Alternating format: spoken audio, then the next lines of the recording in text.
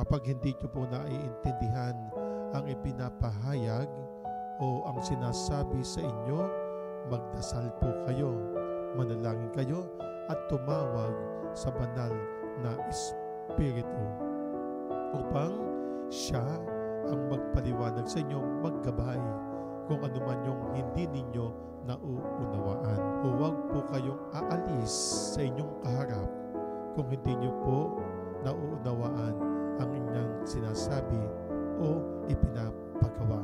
Kapag po tayo mayroong mga pinagkagagawa, ikinikilos, tinatrabaho, pinag-iisip, ano po?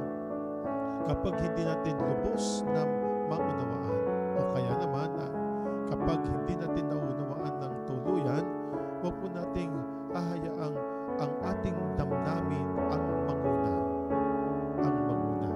Dahil hindi po maganda ang kalalabasan po yun. Kaya nga po lagi po binabanggit ng ating Panginoong Jesucristo ang Espiritu ng katotohanan. Siya ang magtuturo sa atin. Siya ang magbibigay ng gabay para po sa magandang pag-unawa at pagkilos at